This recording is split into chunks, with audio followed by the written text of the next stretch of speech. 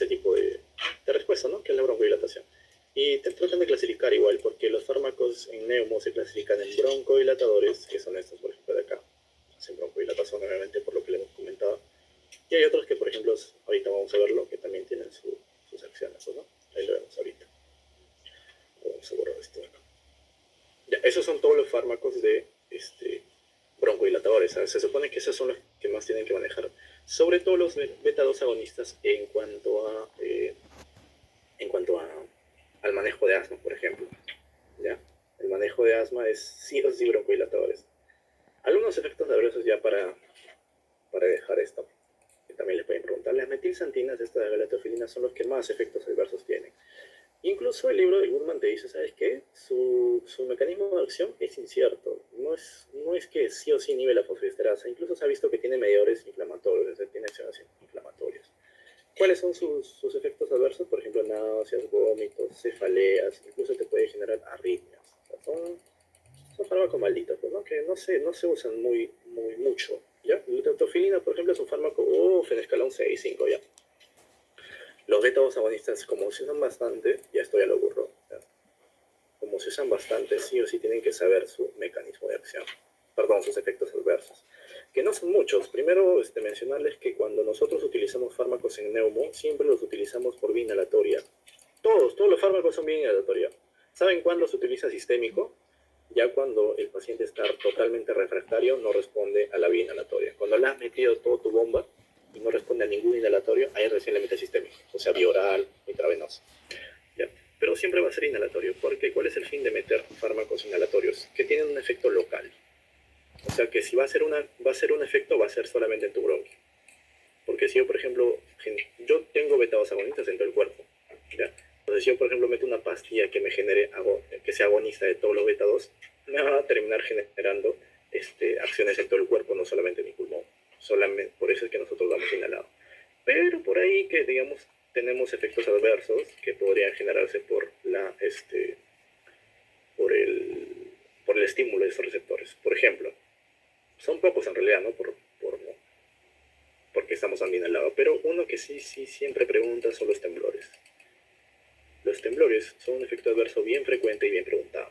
¿Ya? Puede haber taquicardias, puede haber palpitaciones. Y uno que también he visto que preguntan bastante es la hipocalemia. O sea, la hipopatasemia, pues, ¿no? Hipocalemia. Y también la hiperglicemia, ¿no? ¿Ya? Tener cuidado con estos efectos adversos. Pero que son pocos en realidad, son muy pocos. ¿Ya?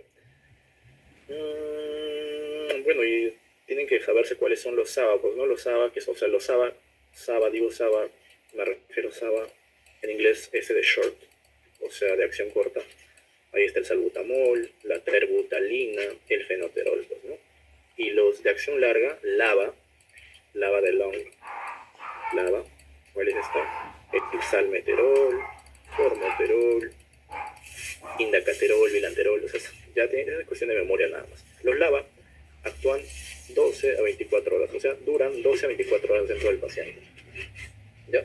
Por eso es que simplemente, no sé, digamos que doy una de 24 horas, una de 24 horas, por ejemplo, indacaterol, y el paciente solamente lo consume una vez al día, pues, ¿no? Aquí yo esté dando uno que tiene tiempo de vida media de 12 horas, le tendría que dar 2 veces al día, pues, ¿no?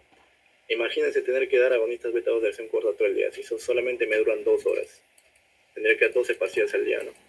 Entonces, por eso es que se prefieren los LABA para tratar de mantenimiento. Ahora, vamos a ver, borramos todo esto y nos quedamos con los antagonistas colinérgicos para ver sus efectos adversos y ya pasamos ya al otro rubro.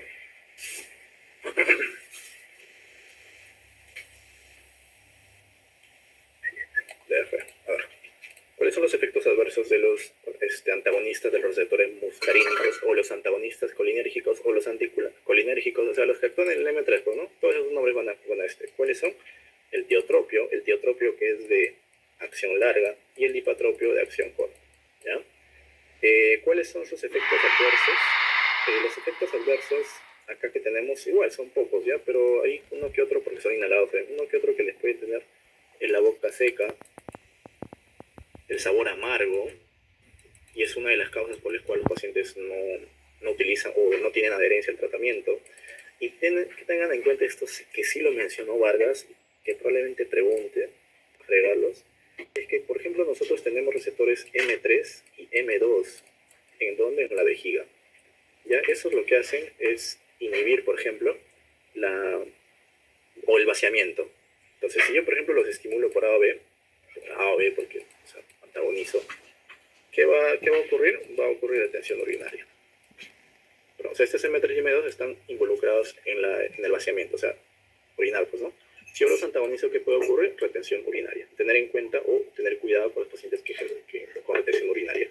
Y otro, te pueden incrementar la presión intraocular. ¿En qué pacientes, por ejemplo, tengo que tener cuidado? Glaucoma. Tener cuidado de esos pacientes. O sea, si tú, por ejemplo, das esos fármacos y el paciente se está quejando de visión borrosa, le empieza a doler, tener en cuenta este efecto adverso. ¿Cuáles son los más importantes? Sabor, boca seca, sabor amargo, retención urinaria y glaucoma. De los antagonistas de los receptores M3. ¿Ya? Estos fármacos nunca se dan solos en asma, ¿ya? Siempre se dan en adición, por ejemplo, con un beta-2 agonista, ¿ya? Pero en EPOC sí, por ejemplo, son superiores a los receptores beta-2, ¿ya? Y de ahí nada más. Ahora sí, uno más. Hasta ahí son broncodilatadores. Miren, en el asma, un componente importante, un componente bien importante es el componente inflamatorio. ¿Ya? El componente inflamatorio es demasiado importante. ¿Por qué? ¿Qué ocurre en el asma? En el asma hay dos mediadores o dos células importantes. Los linfocitos TH2, los helper, y los mastocitos. Ya nunca se olviden de estos dos. ¿Qué hace el linfocito TH2? Estimula el linfocito B. Este linfocito B, ¿qué es lo que genera? O a quién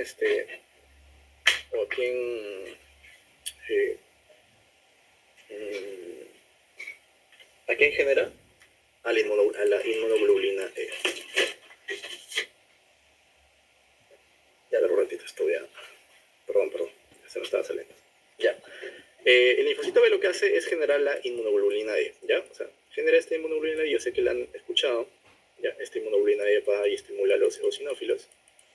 Estos eosinófilos, junto con las inmunoglobulinas, junto con los mediadores inflamatorios como las citoquinas, las interleucinas, qué sé yo, todos estos de acá van a generar, en última instancia, inflamación en el músculo liso.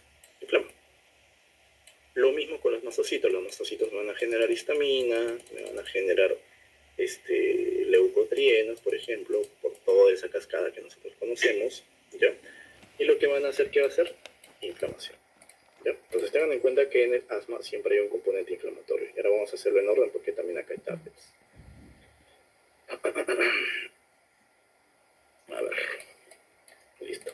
Entonces, ¿qué ocurre con el linfocito T? Habíamos dicho que estimula el linfocito B para que el linfocito B me genere inmunoglobulina E. Subrayen esta inmunoglobulina E porque es un target de un fármaco, ¿ya? Inmunoglobulina E. Y luego esta inmunoglobulina E genera o estimula las eosinófilas. Y luego estos eosinófilas generan mediadores inflamatorios que junto con los mediadores inflamatorios también propios de los leucocitos T me generan toda la inflamación. Y luego tenemos los mastocitos, también subrayan a los mastocitos que también es un target. A ver si mira, es un target de los mastocitos. Me generan histamina y, por ejemplo, leucotrienos. Y subrayan a los leucotrienos que también son un target. Perfecto. Ya. Entonces, ¿qué es lo que ocurre acá? En el asma, el componente inflamatorio es muy marcado, ya es totalmente marcado. En el asma, estos pacientes tienen ese componente inflamatorio que les va a generar también la obstrucción. Pues no todo el componente inflamatorio fuera de lo que se puedan estimular los receptores muscarínicos o antagonizar los receptores beta-2. Siempre el componente inflamatorio va a generar al final un estrechamiento de la vía aérea, broncoconstricción por generación de moco, simplemente por la interacción de estos mediadores con el músculo lisobronquial, etc. ¿Ya? Entonces, ¿qué es lo que yo apunto en un paciente con asma? ¿Qué es lo que hago? Yo hago tratar de bajar esta inflamación, tratar de contrarrestar toda esta inflamación. ¿Cuáles son los fármacos que me van a contrarrestar toda esta inflamación? Los corticoides inhalados. ¿Ya? Los corticoides inhalados, déjenme decirles que son los fármacos más importantes en el asma. Son el pilar del tratamiento en el asma. ¿Ya? Cualquier receptores beta-2, cualquier beta-2 agonistas, antimuscarínicos, los corticosteroides inhalados son los más importantes porque van a ir a atacar directamente a la causa del asma, que es la inflamación de base. Porque no es lo mismo tratar, por ejemplo, una cefalea con paracetamol a que tú trates un tumor que está provocando esa cefalea, ¿verdad? Si tú le vas a dar paracetamol toda su vida, de repente le calma el dolor, quién sabe, ¿no? O morfina, que se le va a calmar el dolor, pero ahí va a estar el tumor que siempre le va a estar generando el dolor. Lo mismo con el asma. Tú puedes tratar con tus beta-2 agonistas o tus antimuscarínicos la broncoconstricción. Pero si va a haber un componente inflamatorio de fondo, aunque tú estás prácticamente tratando el síntoma nada más, y no estarías tratando la causa de base, que son la inflamación, por la generación de todo esto de acá. ¿Ya? Entonces los corticoides inhalados lo que hacen es, los corticoides primero en la membrana tienen un receptor, que son los receptores para corticoides, ¿ya? Lo que hacen, se unen a estos receptores, y estos receptores van al núcleo de la célula, y en la célula lo que hacen es inhibir la producción de los mediadores inflamatorios. Porque lo normal es que, por ejemplo, digamos, yo tengo una citocina, una interleuquina acá que va a ir a actuar a mi célula y le va a decir, ¿sabes qué? Estamos inflamándonos, genérame mediadores inflamatorios. Lo que hace el corticoides va, se une al receptor de los corticoides, va al núcleo y dice, ¿sabes qué? No quiero que produzcas ninguno de estos, lo que te han dicho. ¿Ya? Así que tiene un efecto antiinflamatorio. ¿Ya?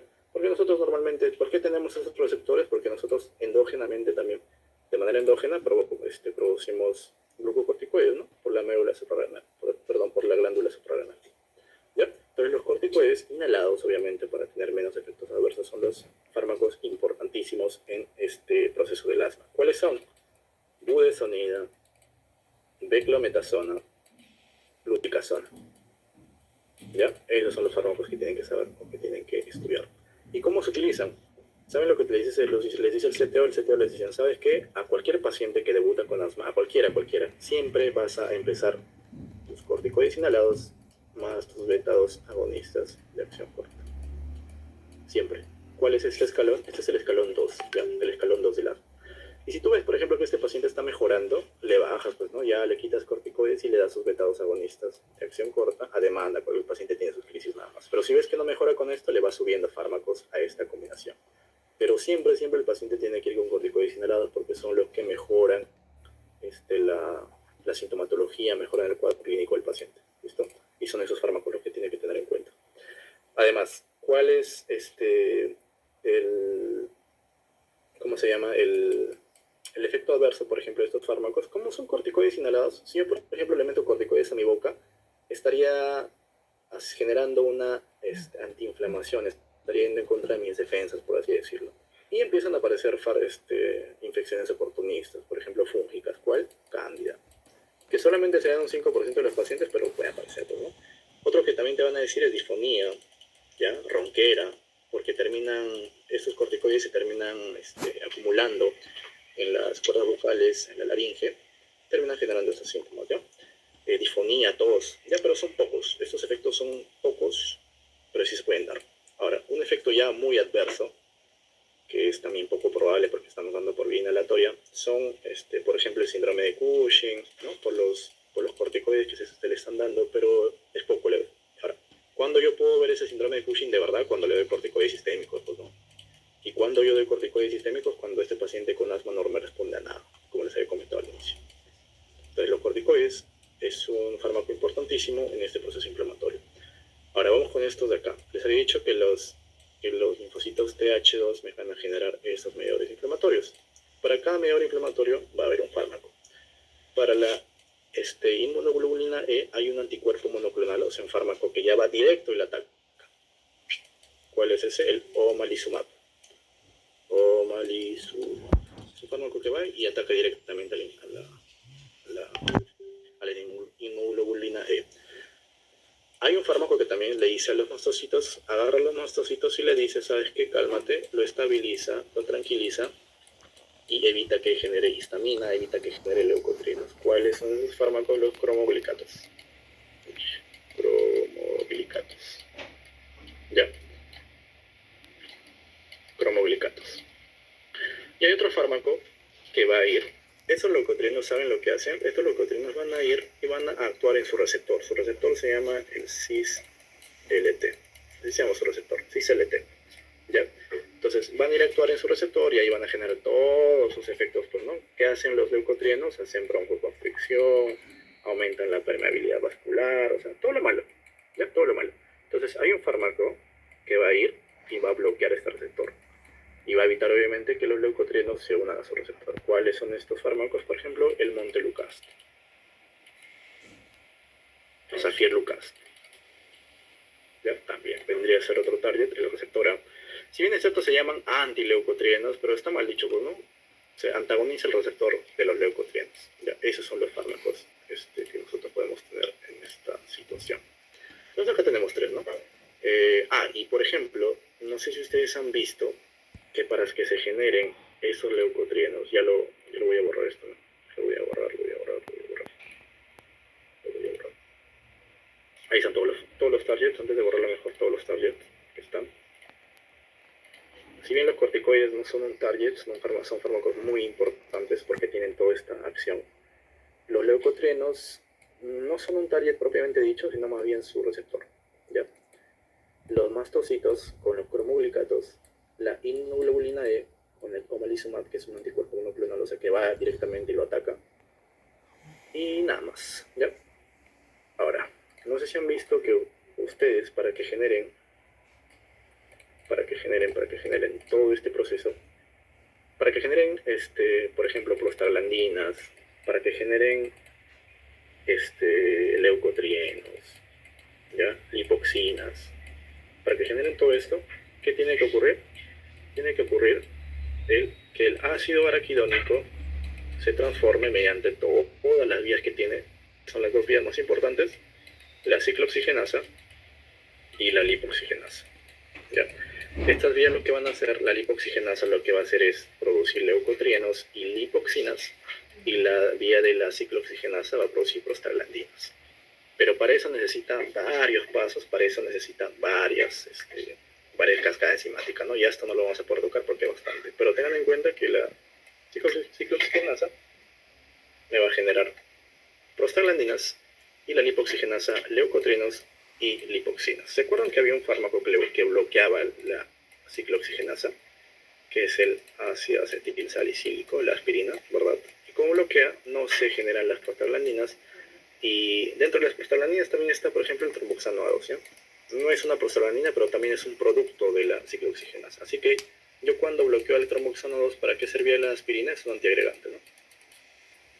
Así como hay un bloqueante de los COX, también hay un bloqueante de las 5 lipoxigenasa. ¿Cuál es? El sileutón, ¿ya? Sileutón, así se llama. ¿Se dan cuenta que les he mencionado varios fármacos con nombres raros? Cromoglicato, sileutón, omalizumab, montelukast, cifarlukast. Todos esos fármacos raros que les estoy mencionando siempre ya van a ir cuando fármacos convencionales no respondan. No me sirvan, ¿no? El paciente no responde a los fármacos convencionales. ¿Y a qué me refiero cuando yo digo fármacos convencionales? Beta-2 agonistas, corticoides inhalados, por ahí los antimuscarínicos. Estos son los fármacos que siempre van a haber, o sea, que siempre sean de inicio, que siempre van a estar en los tratamientos estándar. Beta-2 agonistas, por ejemplo, todos los escalones, desde el escalón 1 al escalón 6 se puede dar. Corticoides inhalados a partir del escalón 2 hasta arriba, nunca se quita después. Antimuscarínicos también se va agregando a partir del escalón 3, 4, si mal no recuerdo. ¿Ya? Pero ¿dónde están esos fármacos así que les he mencionado? Montelukast, teofilinas, omalizumab, sileutón. Todas estas cosas de acá ya van a partir del escalón 5 y 6. Cuando les digo escalones me estoy refiriendo a esa guía del tratamiento del asma que va por escalones y te dice, ¿sabes qué? Si el paciente está muy severo, le das esto. Si el paciente está ya más severo, le das esto. Si no responde, le das esto. A eso me refiero con escalones, ¿ya? Son 6 escalones, siendo el 5 y el 6 los más graves. Y en esos 5 y 6 tú intentas lo que sea, pues, ¿no? Estos de acá, por ejemplo. Montelukast, teofilinas, omalizumab, incluso acá también podemos poner algunos anticuerpos monoclonales, que ya estos anticuerpos monoclonales lo que hacen van directamente e inhiben, pues, ¿no? A ciertas interleucinas, pues, ¿no? La interleucina 4, por ejemplo, la interleucina 5, ¿ya? A veces también se usa eritromicina, a veces también se usa sulfato de magnesio, o sea, todos los fármacos que se pueden utilizar ya, al final, en 5 y 6. Pero ¿cuáles son los convencionales? Estos acá, siempre beta-2 agonistas, corticoides inhalados y antimuscarínicos. Siendo los corticoides inhalados lo más importantes, ¿ya? Y los antimuscarínicos los que se usan en qué? En el poco. ¿Listo? Y los beta-2 agonistas sí se usan siempre, mira, en ¿cómo se llama? En asma. ¿De manera de qué? De rescate. Y si queremos acelerar el mantenimiento, los de acción larga. Todos los de acción larga son de mantenimiento, ya, no se olviden. Listo, entonces, bueno, esos serían los fármacos de neumo, o los fármacos de neumo. Más. Resumí ahí. Sobre todo, como les digo, se va a dar en asma y EPOC, nada más. Ya, entonces, a ver, vamos a ver.